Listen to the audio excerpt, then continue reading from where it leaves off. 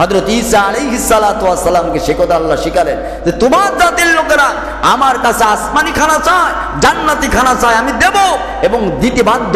আমি আল্লাহ পাক পয়গম্বরের দোয়া কোনোদিন ফিরাই দেই না। তোমার দোয়া কবুল করে নিলাম, আমি আসমান থেকে খাঞ্জা ভর্তি খানা, মাছ ভোনা, জান্নাতি ফল এবং রুটিরও ব্যবস্থা করে দিলাম। কিন্তু প্রথম চান্তে একটা শর্ত হলো, এ খানা তারা খাবে যারা খাঞ্চায় ভর্তি করে দুনিয়ার জমিনে পাঠাই দিলেন ঈসা পয়গম্বরের কাছে। আল্লাহর পয়গম্বর ঈসা আলাইহিস সালাতু ওয়াস সালাম খাদ্যের খাঞ্জা ভর্তি পায়া আল্লাহর দরবারের শুকরানা স্বরূপ 2 রাকাত নামাজ আদায় করেছে। আরো জোরে বল। হযরত ঈসা আলাইহিস সালাতু ওয়াস সালাম 2 রাকাত শুকরানা নামাজ আদায় করলেন। অথবা আল্লাহর দেওয়া জান্নাতি খানা, যে খাদ্য ভর্তি খানা আল্লাহ পাঠাই দিয়েছেন ঢেকে রেখে, হযরত ঈসা আলাইহিস সালাতু ওয়াস সালাম কাবুলখানা উল্টায়া দেখলেন আল্লাহ রাব্বুল আলামিন এই খাদ্যের ভিতরে 3টা খাদ্য আল্লাহ জান্নাত থেকে পাঠাই দিয়ে। সুবহানাল্লাহ বলেন। হযরত নবী ঈসা আলাইহিস সালাতু ওয়াস সালাম দেখলেন আল্লাহ রাব্বুল আলামিন 1 নাম্বার ওই খাঞ্চাবর্তী খানার ভিতরে আমার উম্মতের জন্য 1 নাম্বার খানা যেটা আল্লাহ দিয়েছেন সেটা হলো ভাজা মাছ। জোরে বলুন সুবহানাল্লাহ। জান্নাতি ভাজা মাছ আল্লাহ পাঠিয়ে দিয়ে। সুবহানাল্লাহ বলবেন না? 2 নাম্বার ঈসা আলাইহিস সালাতু ওয়াস সালাম দেখলেন আল্লাহ পাক জান্নাতি ফলগুলো খাঞ্চাবর্তী করে জাতির জন্য পাঠিয়ে দিয়েছেন। 3 নাম্বার আল্লাহর নবী ঈসা রূহুল্লাহ লক্ষ্য করে দেখলেন আল্লাহ শুধু ভাজা মাছ দিয়ে ক্ষান্ত হলো না, আল্লাহ ফল ফলাদি দিয়া জাতির লোকদেরকে পেট পূর্ণ করতে চাইলেন না। এই ভাজা মাছ শুধু মানুষ খেতে পারে না, এই জন্য আল্লাহ পাক জান্নাত থেকে রুটির ফয়সালা করে দুনিয়ার জমিনে পাঠিয়ে দিয়েছে। আর জোরে বলো। 3টা খানা জান্নাতি, 3 প্রকারের খানা হযরত ঈসা আলাইহিস সালাতু ওয়াস সালামের জাতির লোকদের জন্য আল্লাহ পাঠিয়ে দিলেন। 1 নাম্বার হলো মাছ ভাজা, 2 নাম্বার হলো জান্নাতি ফল, 3 নাম্বার হলো রুটি গোশত দিয়া শাক দিয়া আল্লাহ পাঠিয়ে দিয়া বলে দিলেন রে ঈসা শোনো, তোমার জাতির জন্য 3টা উপদেশ আমি আল্লাহ করে দিলাম।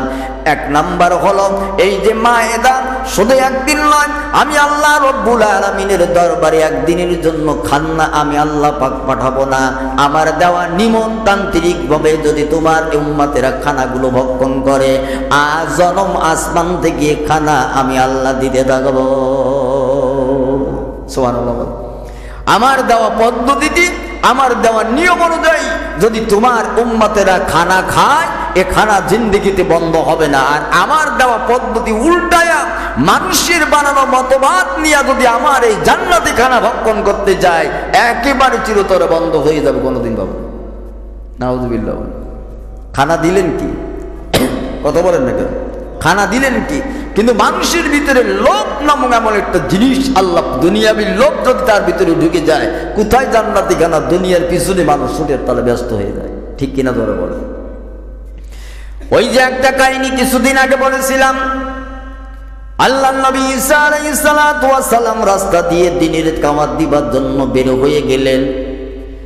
একজন ব্যক্তি ডাক দিয়া বলতেছে, ঈসা রূহুল্লাহ, আপনি তো দিনের দাওয়াত দিবার জন্য বের হয়ে যাবেন, আমি একটু আপনার সাথী হতে চাই, আমাকে নেওয়া যাবে কিনা? ঈসা রূহুল্লাহ বলল, ঠিক আছে, তুমি যদি আমার সাথে আল্লাহর তাওহীদের দাওয়াত দিবার জন্য সাথী হতে চাও, তোমাকে নেব, অসুবিধা নাই। আল্লাহর নবী ঈসা আলাইহিস সালাতু ওয়াস সালাম 3 খানা রুটি বানালেন। 1 খানা রুটি 2 জনে ভক্ষণ করলেন, 2 খানা রুটি সাথীর কাছে দিয়া বলল, রাস্তার দিকে রওনা দিলেন।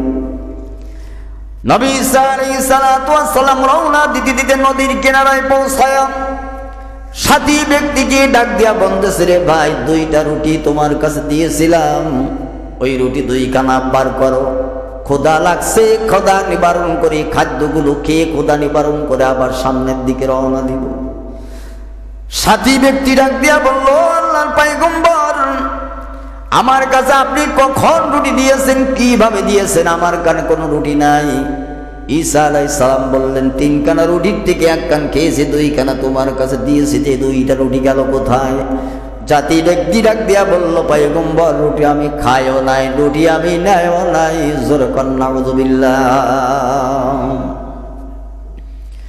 হযরত ঈসা আলাইহিস সালাতু ওয়াস সালাম সামনে একটা নদীর কিনারে দাঁড়ায়া সাথী লোকটিকে ডাক দিয়া বলতেছে, নদীতে কোনো যানবাহন নাই, নৌকা নাই, জাহাজ নাই, কোনো মাঝি মাল্লা কিছু নাই, পার হব কি করে? বন্ধু যে সাথী ছিল ডাক দিয়া বলতেছে, আপনি তো আল্লাহর পয়গম্বর, আল্লাহর কাছে হাত তুলতে দেরি, আল্লাহ পাক নদী পার করে দিতে দেরি করবে না। আল্লাহর দরবারে দোয়া করুন, আল্লাহ অবশ্যই নদী পারের ব্যবস্থা করে দিবে।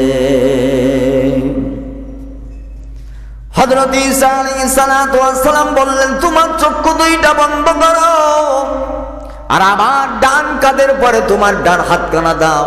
সাথীকে যেভাবে বললো এইভাবে দেওয়া হলো। আল্লাহর পয়গম্বর বিসমিল্লাহ বলে নদীর পানির ভিতরে পাট বাই দিলেন। আল্লাহ পাক নিমিষের ভিতরে নদী পার করে ওপারে পৌঁছাই দিয়ে, সুবহানাল্লাহ। ওপারে পৌঁছাই যাওয়ার পর সাথীকে ডাক দিয়া বলতেছে, ও সাথী আমার বন্ধু হয়, ও আমার জাতির লোকেরা, এবার যে আল্লাহ রব্বুল আলামিন আমার দ্বারা এমন একটা মুজিজা দেখার সুযোগ যে আল্লাহ তোমাকে করে দিয়েছে, ওই আল্লাহর কসম দিয়ে বলি, যে দুইটা রুটি তোমার কাছে দিয়েছিলাম, রুটি দুইটা কে নিয়েছে?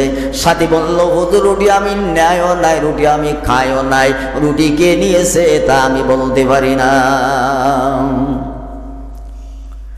হযরত ঈসা আলাইহিস সালাতু ওয়াস সালাম আল্লাহর পয়গম্বর জবান দ্বারা একটা কটু বাক্য বের করলেন না, একটু গরম দিয়ে কথা বললেন না, চোখ রাঙ্গানি দিলেন না, সামনের দিকে রওনা দিলেন, আগায়া যান। সামনে যায়া জঙ্গলের ধারে দেখে একটা হরিণী দুইটা বাচ্চা নিয়ে ঘোরাঘুরি করে। প্রত্যেকে একটা বাচ্চাকে ঈসা আলাইহিস সালাতু ওয়াস সালাম নিচের কাছে ডাকলেন, আকে আনার পর নিজে হাতে জবাই করলেন।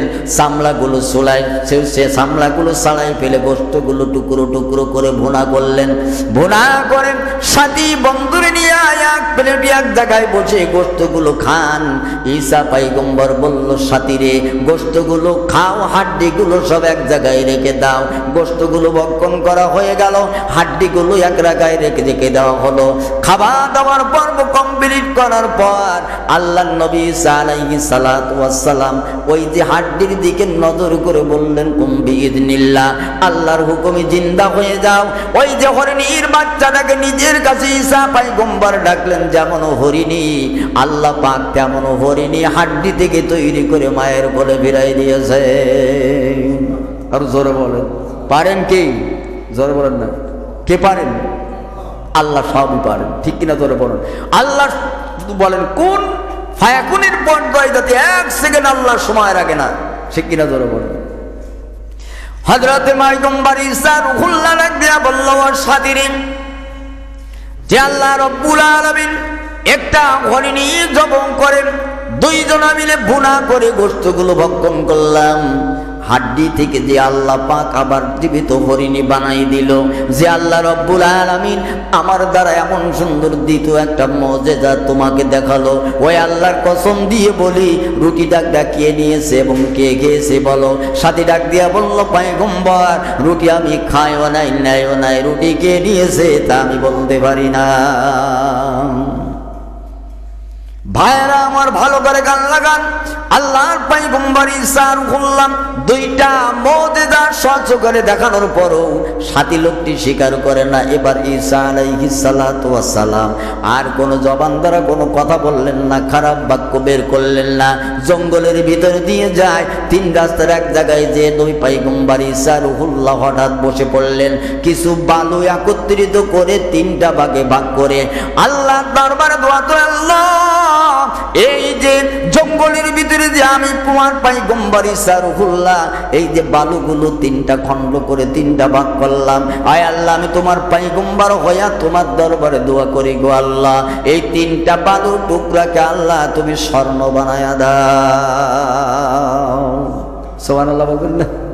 পয়গম্বররা হাত তুলতে দেরি হয়, আল্লাহ দোয়া কবুল করতে দেরি করেন না, ঠিক কিনা? ধরে বলেন, দোয়া কবুল করতে দেরি করে, আল্লাহ মোটেও দেরি করেন না। বলতে দেরি, আল্লাহ তিনটা সুন্দর ওই যে বালুর দলাগুলোকে আল্লাহ স্বর্ণ বানাতে দেরি করলেন না, 3 দলা স্বর্ণ আল্লাহ বানাই দিলেন। আল্লাহর পয়গম্বর ঈসা রূহুল্লাহ ফাতিকে ডান পাশে বসাইয়া ডাক দিয়া বলল, বন্ধু হে, আমরা এই যে 3 ডলার স্বর্ণের টুকরা নিয়ে বসে আছি, এই 3টা ডলার স্বর্ণ কি করব তুমি কি জানো? বন্ধু বা সাথী ডাক দিয়া বলল, হুজুর আল্লাহর পয়গম্বর আপনি সব থেকে ভালো জানেন, এই 3টা স্বর্ণ আপনি বানালেন, 3টা ভাগ কেন করলেন আমি তো বুঝি না। আল্লাহর পয়গম্বর ডাক দিয়া বলল, ও বন্ধু সাথী আমার, 3টা ডলা কি জন্য করলাম তুমি বুঝতে পারো নাই? আমি যে তোমার কাছে 2 টুকরা রুটি আমি পয়গম্বর দিয়েছিলাম, এই রুটি কে খেয়েছে কে নিয়েছে তো বলতে পারো না।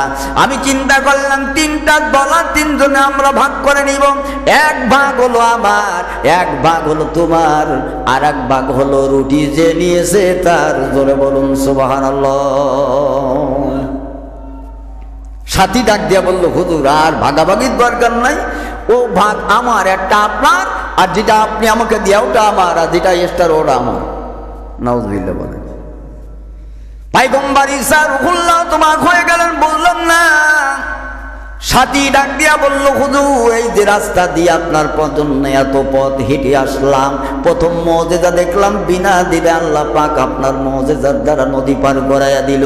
2 নাম্বার মুজিজা দেখলাম হরিণীর বাচ্চাটাকে জবাই করলাম, 2 জনে ভক্ষণ করলাম, হাড্ডিগুলো এক জায়গায় করে রাখার পর আল্লাহ পাক হাড্ডি থেকে আবার জীবিত হরিণ বানায় তার বালের করে ফিরাইয়া দিল। 2 নাম্বার মুজিজা দেখলাম, 3 নাম্বার দেখলাম এই জঙ্গলের বালুগুলো একত্রিত করার পর 3টা খণ্ডে ভাগ করার পর আল্লাহর কাছে দোয়া করতে দেরি, আল্লাহ স্বর্ণ বানাতে দেরি করলো না। হুজুর আপনি যে আবদার করেছেন 1 ভাগ আপনার, 1 ভাগ হলো আমার, আর 1 ভাগ হলো রুটি যে নিয়েছে তার, ওই ভাগ কারোর দেওয়া লাগবে না। হুজুর রুটি আমি নিয়েছি, আমি খেয়েছি, অন্য কেউ রুটিতে হাত লাগাই নাই। আল্লাহর পয়গম্বর ঈসা রূহুল্লাহ সাথীরে ডাক দিয়া বলল, ভাই আমার, এখন থেকে তোমার রাস্তা আলাদা আর আমার রাস্তা আলাদা। আমি ঈসা পয়গম্বর আল্লাহর হুকুমে যদি জঙ্গলের বালুগুলোকে একত্রিত করি, আমি যদি স্বর্ণ বানাতে বলি, আমি আল্লাহর দরবারে যদি পাথর তুলিয়া দোয়া করে আল্লাহ পাথরকে সোনা বানাইয়া দিবে। আমি আল্লাহর দরবার যদি মাটি তুলিয়া দোয়া করে আল্লাহ মাটিকে স্বর্ণ বানাইয়া দিবে। অতএব একটা স্বর্ণ আমার না, আমি 3 ডলার স্বর্ণের 1 টুকরাও নিতে চাই না। এই 3 ডলার স্বর্ণ আমি তোমার দিয়ে গেলাম, কিন্তু শর্ত হলো একটা, এখন থেকে তোমার রাস্তা আলাদা আর আমার রাস্তা আলাদা। আমি আল্লাহর পয়গম্বর সামনে একটা কদম তোমারে আমার সাথী বানাতে রাজি না। সুবহানাল্লাহ। সব তোমার, কিন্তু শর্ত হলো সামনে আর একটা কদম আমার সাথে আমি তোমার রাখতে চাই না। হযরত ঈসা আলাইহিস সালাতু ওয়াস সালাম দিনের দাওয়াত দিবার জন্য জঙ্গল থেকে বের হয়ে গেলেন। সাথী 3 ডলার স্বর্ণ নিয়ে চিন্তা করতেছে, একবার এই ডলার দিকে তাকায়, ও ডলার দিকে তাকায়, ও খণ্ডের দিকে তাকায়, আর চিন্তা করে দিনের বেলায় স্বর্ণ নিয়ে যদি জঙ্গল থেকে বের হতে যায় লোকের মেকে ফেলবে, আর এই অবস্থায় যদি আমার জঙ্গল থেকে স্বর্ণ নিয়ে বের হতে দেখে আমাকে পিটাই তো দুনিয়া ছাড়া করবে। অতএব এখানে বসে থাকি, একটু অন্ধকার অন্ধকার যখন হবে আমি সবগুলো স্বর্ণ একা নিয়ে বাড়ি চলে যাব। কিন্তু আমার ভাইয়েরা জঙ্গলের দস্যুরা তো বসে থাকে না। জঙ্গলের দস্যুরা ওই জঙ্গলের রাস্তা দিয়ে যাবার সময় দেখতেছে একটা বানর 3 জায়গা 3 খণ্ড স্বর্ণ নিয়া একবার এ স্বর্ণের ডলার কাছে বসে, একবার ও জায়গায় যেয়ে বসে, ও জায়গায় যেয়ে বসে। এই অবস্থায় যে জঙ্গলের দস্যু দলের চতুর্ধার দিয়ে ঘিরে ফেলেছে। জীবন বাঁচাবি না স্বর্ণ দিবি? স্বর্ণ দিবি না জীবন বাঁচাবি? যদি জীবন বাঁচানোর চিন্তা থাকে স্বর্ণ দিয়ে বাড়ি চলে যাও। আর যদি স্বর্ণ নিবার ইচ্ছা থাকে স্বর্ণর জায়গায় স্বর্ণ থাকবে, তবুও বা ছেলে সন্তানের মুখ, স্ত্রী বাপ মার মুখ আর দেখতে পারবে না। কোনটা নিবে? আসলে আমরা বাঙালি, আমাদের বুদ্ধি হলো বেশি।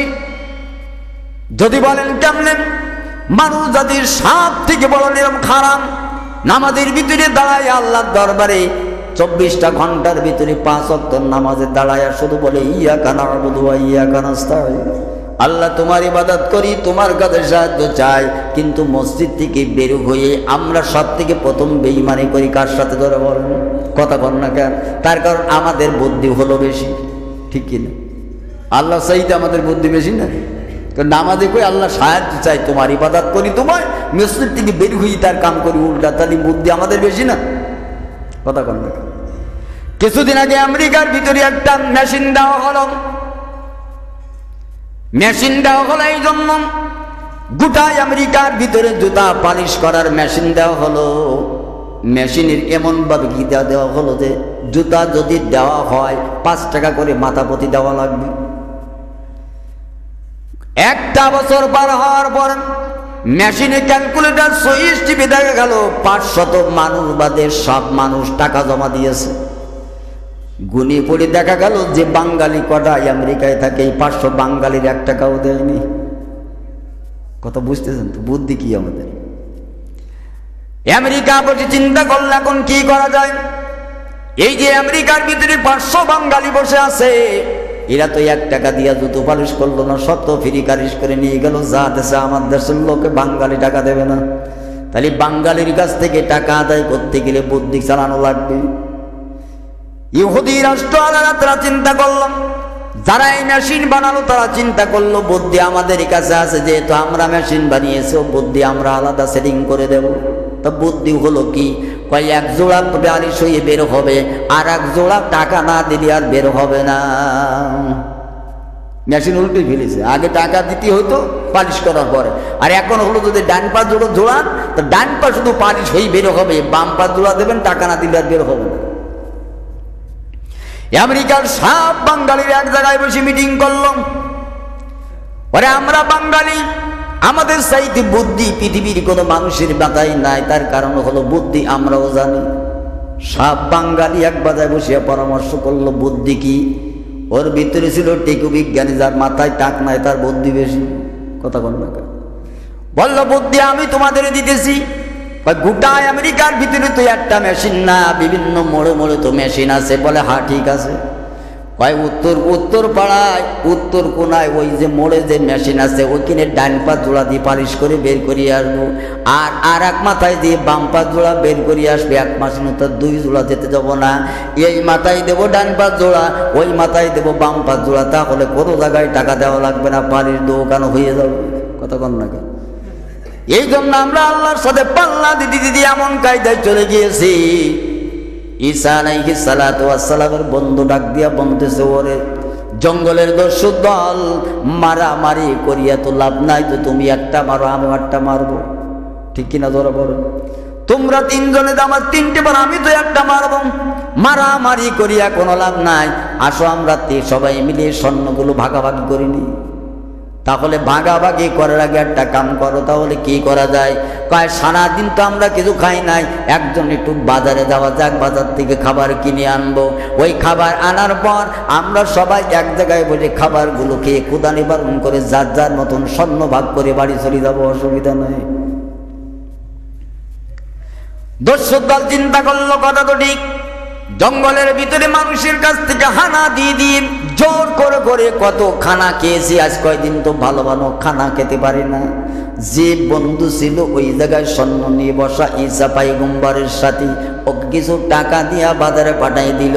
ও যাবার সময় চিন্তা করে আমার সোনা তোরা সব নিবি, এত সোজা না। ও চিন্তা করলো বাজার থেকে খাবার কিনে খাবারের ভিতরে 20-20 করে জঙ্গলে ওদের দেবরা খেয়ে খায়, তুই বলবে। আর এরা জঙ্গলের দস্যুরা বলে চিন্তা করে, আরে বাজার থেকে খাবার নিয়ে যখন জঙ্গলের ভিতরে ঢুকবে, আমরা সবাই ওর অ্যাটাক করে দুনিয়ার জমিন থেকে বিদায় দিয়ে দিব, তাহলে ও স্বর্ণ নিতে পারবে না। ঘটনা ঘটলো কি, এতে বাজারে যাওয়ার সময় চিন্তা করলো খাবারে বিষ মিশাবো, কিন্তু জঙ্গল আলারা জানে না। আর জঙ্গল আলারা চিন্তা করলো বাজার থেকে ফেরার সময় দুনিয়ার জমিন থেকে বিদায় দিয়ে দিব, বাজারের বন্ধু জানে না। বাজার থেকে খাবার কিনে খাবারের ভিতরে বিষ মিশ্রণ করেন, জঙ্গলের ভিতরে যাই ঢুকেছে, সবাই মিলে এই বাজারওয়ালার দুনিয়ার জমিন থেকে বিদায় দিয়ে দিল। কিন্তু খাবারে যে বিষ মিশানো আছে জঙ্গলের দস্যুরা জানে না। খাবার খাওয়ার পর ওরাও সবাই ওই জায়গায় পড়ে মরে রইল। স্বর্ণের জায়গায় স্বর্ণ থাকলো, দুনিয়ার জমিন থেকে সব বিদায়। ঠিক কিনা তোরা বলেন? ভাইয়েরা আমার, হযরত ঈসা আলাইহিস সালাতু ওয়াস সালাম দিনের কাজ সেরে জঙ্গলের ভিতর দিকে রওনা দিতেছেন। এসে দেখে স্বর্ণর জায়গায় স্বর্ণ ফেরানো আছে, মানুষগুলা সব লাশ হয়ে সম্পদের চতুর্দিকে পড়ে আছে। আল্লাহর পয়গম্বর ঈসা রূহুল্লাহ ওই জায়গায় দাঁড়ায় শুধু একটা কথা বলেছিলেন, এর নাম হলো দুনিয়া।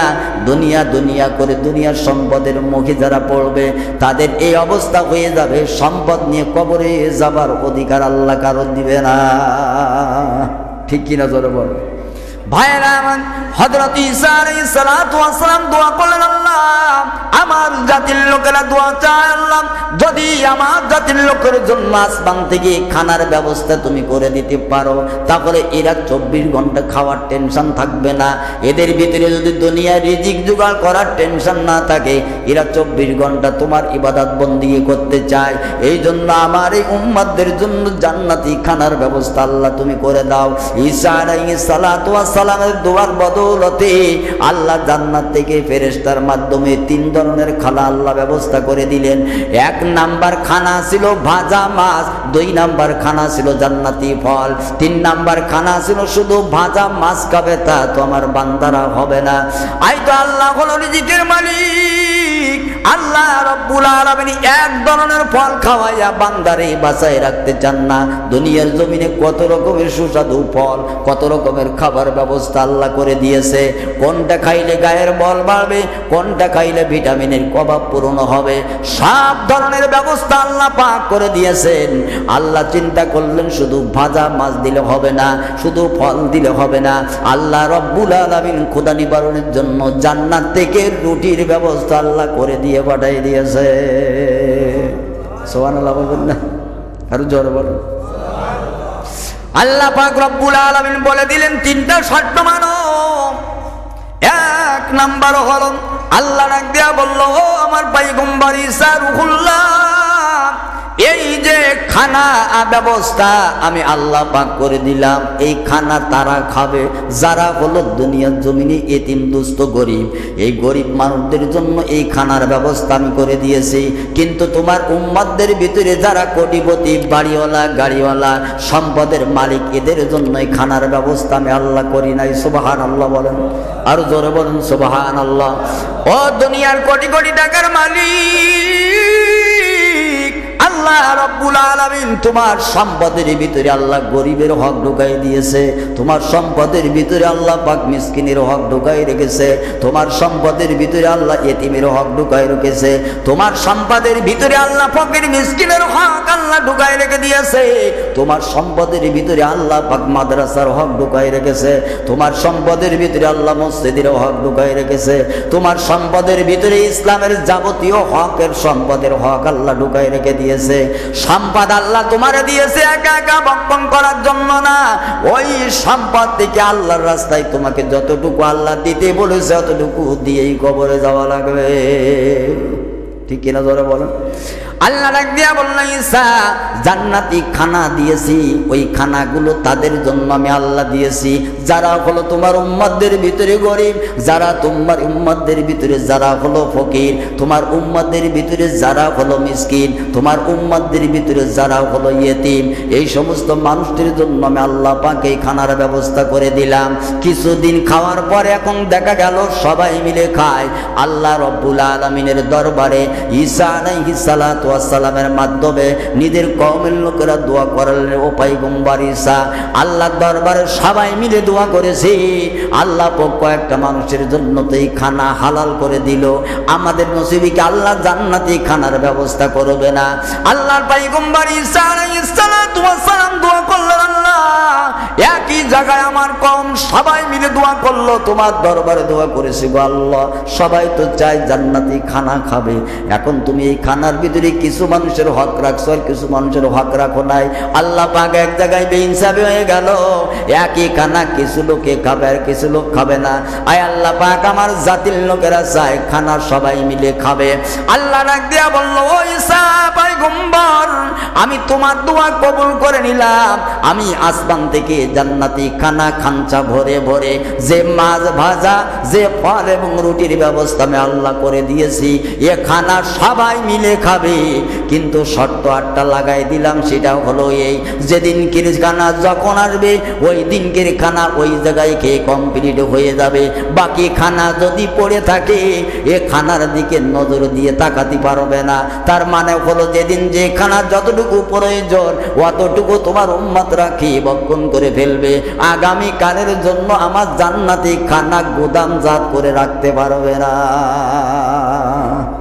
সুবহানাল্লাহ বলেন না, আর জোরে বলেন। খানা খাওয়াই খাও, কিন্তু আমার খানা খাওয়ার পরে চিন্তা করবে কালকে আল্লাহ দেয় কি না দেয়, এজন্য গুদামজাত করতে পারবে না। সুবহানাল্লাহ বলেন না। পৃথিবীতে এখন সব থেকে বড় ঝামেলা হলো এই একটার ভিতরে মানুষ পড়ে আসে, ঠিক কিনা জোরে বলে।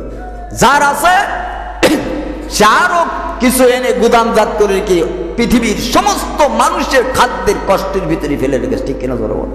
কথা বল না কেন? এই সিন্ডিকেট, যে সিন্ডিকেটটা আল্লাহ পাক নিষেধ করলো যে খাবার আমি আল্লাহ দিয়েছি, এ খাবার গুদামজাত করে রেখো না, তোমার যতটুকু প্রয়োজন তুমি ততটুকু খাও, ব্যবসার জন্য তোমার যতটুকু দরকার হালাল অতটুকু তুমি হালাল পন্থায় নাও, কিন্তু আরো কিছু এক জায়গায় করে সব গুদামজাত করে সিন্ডিকেট করে দিয়ে মানুষের এই খাবারের রিজিকের উপরে দাম বাড়াইয়া মানুষকে কষ্ট দিবার অধিকার আল্লাহ কোনো ব্যবসায়ীকে দেয়নি, ঠিক কিনা জোরে বলে। কথা বল না কেন? কারণ খাওয়াই তো আল্লাহ, খাওয়াই কে? হযরত সুলাইমান আলাইহিস সালাতু ওয়াস সালামকে আল্লাহ तमाम পৃথিবীর খাজানা তুলে দিলেন। तमाम পৃথিবীর সব কিছু দিবার পরে হযরত নবী সুলাইমান আলাইহিস সালাতু ওয়াস সালাম আল্লাহ রাব্বুল আলামিনের দরবারে দোয়া করতেছেন, আল্লাহ 18,000 মাখলুকাত আপনি তৈরি করেছেন, এটা ঠিক। আমাকে 7 আসমান থেকে 8 আজিম থেকে যে সুন্দর সুন্দর ব্যবস্থা আমাকে দিয়েছেন, আমি আল্লাহ পাক আপনার দরবারে খুশি। 7 পাবক জমিনের ভিতরে যত খাজানা আছে সব খাজানা আপনি আমাকে দিয়েছেন, এতে আমি খুশি। সাগরের তলদেশে যত মণিমুক্তা হীরা জহরত মণিমুক্তা আছে সব আমাকে দিয়েছেন, আমি খুশি। দুনিয়ার সমস্ত খাদ্যের ভান্ডারগুলো আমার হাতে আপনি তুলে দিয়েছেন, এতে আমি খুশি। আল্লাহ ডাক দিয়া বলি, ওরে নবী সুলাইমান কি বলতে চাও একটু খুলে বলো। নবী সুলাইমান আলাইহিস সালাতু ওয়াস সালাম বললেন, আল্লাহ 18,000 মাখলুকাত আপনি তৈরি করেছেন, দুনিয়ার সমস্ত খাদ্যের ভান্ডার আমি আপনার পয়গম্বর আমার হাতে উঠাই দিয়েছেন, তামাম পৃথিবীর রাজত্ব ক্ষমতা আমার হাতে দিয়েছেন, সমস্ত জিনিসকে আমার আজ্ঞা বহন করে দিয়েছেন, মাখলুকাতগুলো আমার কথাই চলে ওঠে। এমনকি দত্ত দানব দিন পর্যন্ত আমার অধীন করে দিয়েছেন, বাতাসকে অধীন করে দিয়েছেন। আল্লাহ ডাক দিয়া বলতেছে, ও নবী সুলাইমান, এত পেঁচায়া পেঁচায়া কথা না বলে সরাসরি আমাকে বলো। নবী সুলাইমান আলাইহিস সালাতু ওয়াস সালাম বললেন, আল্লাহ 18,000 মাখলুকাত আপনি সৃষ্টি করেছেন, আমাকে যদি একটু অনুমতি দেন আমি একটা দিন একটু আপনার মাখলুকগুলোকে খাওয়াবো। সুবহানাল্লাহ বলেন, আর জোরে বলেন। আল্লাহ ডাক দিয়া বললেন, নবী সুলাইমান পারবা না, এই আবদার তুমি আমার কাছে করো না। তার কারণ ওয়া মিন দাব্বাতিন ফিল আরদি ইল্লা আলাল্লাহি রিজকুহা।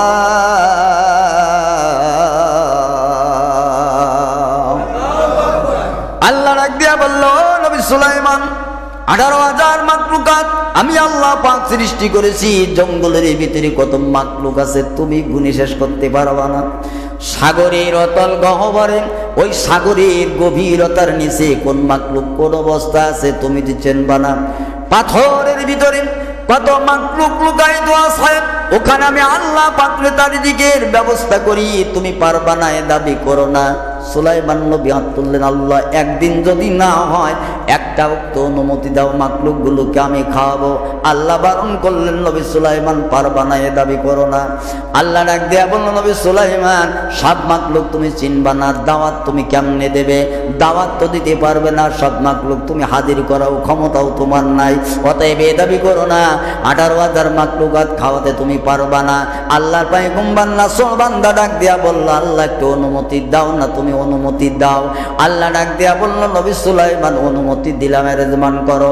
আল্লাহর পয়গম্বর নবী সুলাইমান সুযোগ পায় আল্লাহকে ডাক দিয়া বলতেছে, আল্লাহ খাবার ব্যবস্থা করব আমি, তুমি না বললে 18,000 মাখলুকাত শক্ত, আমি নবী সুলাইমান চিনব না, তাহলে আল্লাহ দাওয়াত দেবে তুমি আর খাওয়ার অ্যারেঞ্জমেন্ট করব আমি। জোরে বলুন সুবহানাল্লাহ। আল্লাহ দাওয়াত তুমি দাও আর খাবার ব্যবস্থা আমি করি। আল্লাহ বলল ঠিক আছে, অ্যারেঞ্জমেন্ট করো। সুবহানাল্লাহ। নবী সুলাইমান আলাইহিস সালাতু ওয়াস সালাম দত্ত দানব জিন যারা আছে সবাইকে বললেন, বড় বড় ডেক নিয়ে আসো। উট ভুনা করা হলো, গরু ভুনা করা হলো, দুম্বা ভুনা করা হলো, ছাগল ভুনা করা হলো, ভেড়া ভুনা করা হলো, হরিণ ধরে আনা হলো। যত প্রকারের হালাল রিজিকে ব্যবস্থা আল্লাহ করেছেন 6 মাস ধরে নদীর কিনারায় রান্না করা হলো। তখন কোনো খাবার রান্না করলে পছন্দ হতো না, এটা ছিল আল্লাহ তাআলার একটা রহমত। সুবহানাল্লাহ বলেন, আর জোরে বলুন সুবহানাল্লাহ। আর এখন তো খানা, শুধু খানা রান্না করা খানা নয়, গুদামজাত করে করে মানুষের হক নষ্ট করে করে খাবারগুলো যারা আজকে গুদাম জাত করে রাখতেছে, প্রত্যেকটা গুদামজাত কিন্তু খানা আল্লাহ পছন্দ ধরাই দিচ্ছে, ঠিক কিনা ধরে বলেন। এরপরেও এদের কোনো বিবেক নাড়া দেয় না, ঠিক কিনা ধরে কোন ভাইরা আমার। নবী সুলাইমান আলাইহিস সালাতু ওয়াস সালাম বিগত 6 মাস ধরে নদীর কিনারায় রান্না করে বিশাল বিশাল স্তূপ করে রেখে দিয়েছে, 18,000 মাখলুকাত খাওয়াবে। 3 দিন আগে আমার আল্লাহ 18,000 মাখলুকাতকে দাওয়াত দিয়েছে নবী সুলাইমান। 3 দিন পরে নদীর কিনারায় তোমাদেরকে এক ওয়াক্ত দুপুর বেলায় খাওয়ার ব্যবস্থা করেছে, টাইম মতন হাজির হয়ে যাইব। সুবহানাল্লাহ। সকল মাখলুকাত তো খুশি, আল্লাহর দাওয়াত পয়গম্বর খাওয়াবে। দাওয়াত কার ধরে বলেন, কথা বলেন, দাওয়াত কার? আল্লাহর। খাওয়াবে হলো আল্লাহর পয়গম্বর নবী সুলাইমান। যারকে আমাদের ভাষা বোঝার মতন ক্ষমতা আল্লাহ দিয়েছেন। অনেকে 2 ওয়াক্ত না খেয়ে আছে, অনেকে 3 ওয়াক্ত না খেয়ে আছে। পয়গম্বরের রহমতের খানা একটু পেট পুরি খাবো, যে দাওয়াত দিয়েছে আল্লাহ। সুবহানাল্লাহ। দাওয়াত কে দিয়েছে? আল্লাহ দাওয়াত দিয়েছে, পয়গম্বর খাওয়াবে, তোমরা সবাই হাজির হয়ে যাও। সুবহানাল্লাহ। সুলাইমান আলাইহিস সালাতু ওয়াস সালাম আল্লাহ বললেন, নবী সুলাইমান আমার মাখলুকগুলো তোমার দাওয়াতে খাবে, তুমি পর্যবেক্ষণ করবে কিভাবে, দেখবে কিভাবে। সুলাইমান আলাইহিস সালাম বললেন, আল্লাহ একটা তক্তির ব্যবস্থা তুমি আমারে করে দিয়েছো। বলল হ্যাঁ। আল্লাহ তুমি বাতাসকে আমার অধীন করে দিয়েছো। বলল হ্যাঁ। আয় আল্লাহ বাতাসকে একটু হুকুম দিয়ে দাও, বাতাস যেন আমার সিংহাসনটা নিয়ে নদীর উপরে পানির উপরে একটু ভাসমান অবস্থায় রাখে। আমি নবী সুলাইমান সাগরের পানির উপরে সিংহাসনে বসে একটু নজরদারি করে দেখব তোমার মাখলুক তোমার দাওয়াতে এসে আমার খানা কেমন ভাবে খাই। সুবহানাল্লাহ। তোমার মাখলুক তুমি দাওয়াত দিয়েছো, আমার খানা খাবে, আমি সিংহাসনের পরে সুন্দরভাবে পানির পরে সাগরের উপরে সিংহাসন রেখে একটু দেখবো, নজর করে। সুবহানাল্লাহ। আল্লাহ বল ঠিক তো ঠিক। আমার ভাইয়েরা টাইম হয়ে গেল খাওয়ার। কেউ জঙ্গল থেকে বের হয়েছে, কেউ গুহার থেকে বিবিলিকার দল বের হয়েছে। প্রত্যেকটা দলের এক একজন সর্দার আছে, এক একজন সর্দার এক এক দল নিয়ে বের হয়ে গেছে। জঙ্গলের বাগের লাইনে বাঘ, সিংহর লাইনে সিংহ, হরিণের লাইনে হরিণ, পাখির লাইনে পাখি, বকরির লাইনে বকরি, ভেড়ার লাইনে ভেড়া, অজগরের লাইনে অজগর। এমনিভাবে লাইন দিয়ে দিয়ে যখন বের হয়ে পৌঁছাই যাবে, অনেকে রওনা দিয়েছে, অনেকে আগাম এসে বসে গেছে। এমন সময় সিংহাসন দিয়ে পানি সাগরের পরে ভাসমান অবস্থায় আছে। সিংহাসনের তলদেশ থেকে একটা মাছ লাফ দিয়ে নবী সুলাইমানের সিংহাসনের দিয়ে মুখটা হা করে বলে, নবী সুলাইমান 3 দিন বড় কষ্টে আছি, আল্লাহর দাওয়াত তুমি পয়গম্বর খাওয়াবে, আমি একটু বরকত খানা খাবো, এত ক্ষুধা আমার লেগেছে, আগে বাগে একটু খাওয়ার ব্যবস্থা আমার করো। নবী সুলাইমান ডাক দিয়া বলল, রে মাছ দাওয়াত দিয়েছি, সবার জন্য রান্না করেছি 6 মাস ধরে, তোমরা সবাই এক জায়গায় বসে খাবে, আমি নবী সুলাইমান একটু দেখবো। মাছ ডাক দিয়া বলল, নবী সুলাইমান অত দেরি আমার সহ্য হবে না, যেহেতু 3 দিন ধরে না খাওয়া অবস্থায় আছি, ক্ষুধা লাগছে বেশি, অত যদি দেরি করতে যায় আমার দেরি করা সম্ভব হবে না। যদি খাইতে এখনই দাও খাবো, না হয় না খেয়ে তোমার দরবার থেকে ফিরে যাব। আর যদি একবার তোমার দরবার থেকে আল্লাহর দাওয়াত এসেছি পয়গম্বর তুমি খাওয়াবে, আর যদি তোমার খানা না খেয়ে ফিরে যায়, কাল কিয়ামতের ময়দানে মাহশরে আলাইসাল্লাহু বিআহকামিল হাকিমিন, আল্লাহ তখন বিচার আসনের চেয়ারে বসবে। ওই দিন আল্লাহর দরবারে নবী সুলাইমান আল্লাহর পয়গম্বর তোমার বিরুদ্ধে কেস দায়ের করব। আল্লাহরে দাওয়াত দিয়া তুমি আমারে খানা না খাওয়াইয়া ফিরাই দিলে কেন? আল্লাহর কাছেই জবাব দিয়ে যাব। সুলাইমান নবী বলে টেনশনে পড়ে গেলেন, না আল্লাহর কাছে একদিন চেয়েছিলাম খাওয়াবো, আল্লাহ পাক হুকুম দিলেন না, এরপরও ইয়াকুব তো খাওয়াইতে চাইছে, আল্লাহ বারণ করার পরও জোর করে সেই নিয়েছি। সুবহানাল্লাহ। আল্লাহর কাছ থেকে জোর করে করে চেয়ে নিয়েছি, এখন যদি একটা মাকলুক না খেয়ে ফিরে যায়, আর কিয়ামতের ময়দানে আল্লাহর কাঠ গলায় যদি আমি সুলাইমান নবীর বিরুদ্ধে মাকলুক যদি বদদুয়ার জন্য আল্লাহর দরবারে কেস করে, আমি তো ধরা খেয়ে যাব। আল্লাহর পয়গম্বর নবী সুলাইমান ডাক দিয়া বলল, রে মাছ, কিয়ামতের ময়দানে আল্লাহর কাঠ গলার জবাবদিহিতার কাতারে দাঁড়াতে চাই না, একটু লোক অপেক্ষা করো, তুমি একটু খাওয়া দাওয়া করে দরবারে যাও। মাছ বলল, আমি হা করলাম। জোরে বলুন সুবহানাল্লাহ। মাছ সিংহাসনের দিকে খাবারের দিকে ফিরে শুধুমাত্র হা করে বয়ে আছে। 6 মাসের রান্না করা খাবার যে স্তূপ ছিল, এক স্তূপ একবারে জিনের দল ঢুকাইয়া দেয়, আর এক স্তূপ ঢুকাইয়া দেয়, আর এক স্তূপ ঢুকাইয়া দেয়। প্রতিটা স্তূপ ঢুকাইতে ঢুকাইতে উট ভুনা, গরু ভুনা, ছাগল ভুনা, এমনি ভাবে সব ভুনা করা জিনিস সব ঢুকে চলে গেল। 6 মাসের রান্না করা যত খাবার সব এক লুকমার ভিতরে ঢুকাইয়া একটা ঢোক গিলি মাছ আবার হা করে পড়েছে। নবী সুলাইমান বলতেছে, খবর কি? কয় আরো লাগবে। সুবহানাল্লাহ। মাছের নবী সুলাইমান ডাক দিয়া বলল, রে মাছ, 6 মাস ধরে যত রান্না করেছি সব খাবার তো তোরে দিলাম, একটা ঢোক গিলে আবার হা করলে বুঝলাম না। আল্লাহর পয়গম্বরের জবাবে সাগরের একটি মাত্র মাছ সেদিন জবাবদিহির কাতারে দাঁড় করানোর ভয়তে আল্লাহর পয়গম্বর 6 মাসের খানা একটা মাছের খাওয়ানোর পর মাছ ডাক দিয়া বলল, নবী সুলাইমান, 6 মাস ধরে যত রান্না করেছো এটা হলো আমার এক লোকমা, আমি আবার বাকি কেন তোমার কাছে করে খেতে চাইলাম, তুমি কি জানোনি?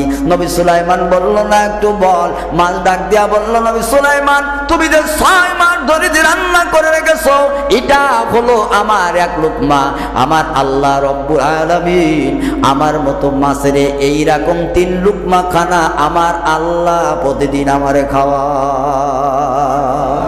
আর জোরে বললেন, কই আমার মতন এইরকম একটা ডিজিটাল মাছ রে এইরকম খাওয়া আল্লাহ খাওয়ায়, আমার চাইতে কত ডিজিটাল বড় বড় মাছ সাগরের তলে আছে তুমি কি জানো?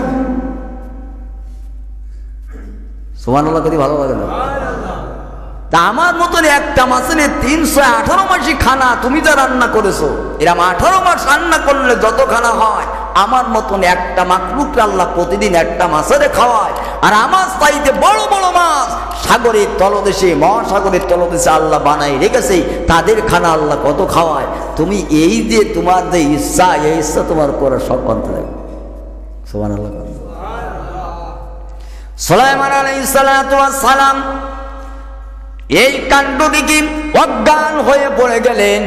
জ্ঞান ফিরার পর কোনোদিন আসমানের দিকে চোখ তুলে তাকান নাই, লজ্জায়। সুবহানাল্লাহ বলেন, আরো জোরে বলুন না সুবহানাল্লাহ। আমরা সেই খানাগুলো, মানুষের হকগুলো মেরে আজ বিদেশে গাড়ি, বাংলাদেশে বাড়ি, কত সম্পদ বোন নামে করলাম, কত সম্পদ ছেলের নামে করলাম, কত সম্পদ আত্মীয় স্বজন পাড়া প্রতিবেশী আমার আত্মীয়দের ভিতরে আত্মীয় তার আত্মীয়র নামে করলাম। একটু বারো চিন্তা করে দেখা না, আজকে সেই সম্পদ যাদের নামে করেছে তারাই কি সব দুনিয়ার জমিন থেকে সব বুলুন্ডিত করে দিতেছে। আর যারা মেরে খেলো এই মানুষগুলোর নসিব ওই সম্পদ আল্লাহ একটা রাখে নাই। ঠিক কিনা ধরে বলেন? হক ফাঁকি দিয়া পরে সম্পদ আল্লাহ রিজিকে যে ব্যক্তি বেইনসাফি করে খেতে গেছে, একটা রিজিক তার ভক্ষণে আল্লাহ রাখেন নাই। ঠিক কিনা ধরে বলেন? কথা কন না কেন? এই জন্য রিজিক আল্লাহ দিয়েছেন, শুধু খাবার রিজিক না, আল্লাহ শোনার মতন যোগ্যদের শোনাটাও একটা রিজিক, আপনাকে হাঁটার ক্ষমতা হাঁটাটাও একটা রিজিক, কথা বলার যোগ্যতা আল্লাহ দিয়েছে, কথা বলাটাও একটা রিজিক, আপনাকে মানুষকে সহযোগিতার মতন ক্ষমতা আল্লাহ দিয়েছে, ওটাও একটা রিজিক। সুবহানাল্লাহ বলে, শুধু খাবার রিজিক না, কথা বল না কেন? প্রত্যেকটা ভালো কাজ আল্লাহ দেওয়া রিজিক। সুবহানাল্লাহ বলে, এই রিজিকের অব্যবহার যে করেছে আল্লাহ পাক নমরুদ ফিরআউনের মতন দুনিয়াতে অপমানিত করেছে, ঠিক কিনা ধরে বলে। হযরত ঈসা আলাইহিস সালাতু ওয়াস সালামকে সে কথা আল্লাহ শিখালেন যে তোমার জাতির লোকেরা আমার কাছে আসমানি খানা চায়, জান্নাতি খানা চায়, আমি দেব এবং দিতে বাধ্য। আমি আল্লাহ পাক পয়গম্বরের দোয়া কোনোদিন ফিরাই দেই না, তোমার দোয়া কবুল করে নিলাম, আমি আসমান থেকে খানজা ভর্তি খানা, মাছ ভোনা, জান্নাতি ফল এবং রুটিরও ব্যবস্থা করে দিলাম, কিন্তু প্রথম চান্তে একটা শর্ত হলো, এখানা তারা খাবে যারা হলো গরিব, মিসকিন, অনাথ, এতিম, বিধবা, যারা চলতে পারে না, হাঁটতে পারে না, এই মানুষদের জন্য এই খানার ব্যবস্থা, কিন্তু কোনো কোটিপতি বড় লোক এই খানায় হাত দিতে পারবে না। 2 নম্বর, ঈসা আলাইহিস সালাতু ওয়াস সালাম দোয়া করলেন, আল্লাহ একই জায়গায় বসবাস, একই গ্রামে বাড়ি, কেউ খাবে জান্নাতি খানা আর কেউ খাবে দুনিয়ার খানা, আমি পয়গম্বর বেইনসাফ হয়ে যাব, তুমি আর একটু ব্যবস্থা করো। সুবহানাল্লাহ। আল্লাহ বলেন 2 নম্বর শর্ত, খাবে সবাই, আমার দেওয়া জান্নাতি খানা সবাই খাবে, অসুবিধা নাই, কিন্তু কেউ আগামীকালের জন্য গুদামজাত করতে পারবে না, ঠিক কিনা ধরে বলে। গুদামজাত করার ব্যবস্থা যেই করেছে আল্লাহ পাক সঙ্গে সঙ্গে আসমান থেকে সেই খাদ্য বন্ধ করে দিয়েছে, ঠিক কিনা বলে। রিজিক আল্লাহ দিয়েছেন খাবার জন্য, রিজিকের অপব্যবহার করা যেই শুরু হয়ে গেছে আল্লাহ জান্নাতি খানা বন্ধ করে দিয়েছে, ঠিক কিনা ধরে বলে। ভাইরা, আল্লাহ রিজিক দিয়েছেন, খাবার ব্যবস্থা করেছেন, আল্লাহ যদি রিজিক না দেয়, খাবার ব্যবস্থা যদি না করে, আপনি পারবেননি এক কিঞ্চিত পরিমাণ খানা জোগাড় করতে, কথা বলেন না কেন? এই জন্য আমাদের সবসময় সাবধানতা অবলম্বন করে চলতে হবে। বাকি জিন্দেগিতে কতদিন আর বাঁচবে, কতদিন বাঁচব? কারো রিজিকে হাত দিব না, কারোর দিকে অন্যায়ভাবে হাতটা ব্যবহার করব না, কারোর দিকে চোখ তুলে আঙ্গুল তুলে তাকাবো না, কারণ চোখের দৃষ্টি দিয়েছে আল্লাহ, দৃষ্টিটা একটা রিজিক, এই দৃষ্টি অপব্যবহার করতে পারবেন না। আপনার হাতের শক্তি আল্লাহ দিয়েছেন, হাতটা অপব্যবহার করতে পারলে ওটা রিজিক, যে শক্তি আল্লাহর দেওয়া রিজিক। সুবহানাল্লাহ বলবেন না?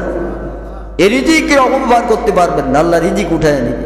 দেখেননি কত মানুষ, ওই যে বাবরি মসজিদ যারা ভেঙেছে, যে প্রথম বাবরি মসজিদে আঘাত করেছিল, 40 দিনের ভিতরে সে 2 জন মুসলমান হয়ে গেছে। সুবহানাল্লাহ। কারো অঙ্গহানি হয়ে গেছে, কেউ অন্ধ হয়ে গেছে, কেউ প্যারালাইসিস হয়ে পড়ে আছে, কারণ আল্লাহর দেওয়া শক্তিকে তারা মসজিদের বিরোধী কাজে লাগিয়েছিল। এই শক্তিকে অপব্যবহার করার কারণে আল্লাহ গোটা হাতের শক্তিটাকে নিয়ে এনেছেন, গোটা পাঁচ শক্তি নিয়েছেন, চোখের রিজিক আল্লাহ উঠাই নিয়েছেন। অন্ধ, বোবা, কানা, চলতে পারে না, হাঁটতে পারে না, এই অবস্থা আল্লাহ করে দিয়েছেন, ঠিক কিনা জোরে বলে। এই জন্য আল্লাহ রিজিক দিয়েছেন, প্রত্যেকটা রিজিকের সঠিক পন্থায় সঠিকভাবে পৃথিবীতে যেন আমরা আল্লাহর দেওয়া রাস্তায় খরচ করে চলতে পারি, এ তৌফিক আল্লাহ সকলকে দান করুন, জোরে কোন আমিন। ওয়া আখিরি দাওয়ানা আলহামদুলিল্লাহি রাব্বিল আলামিন।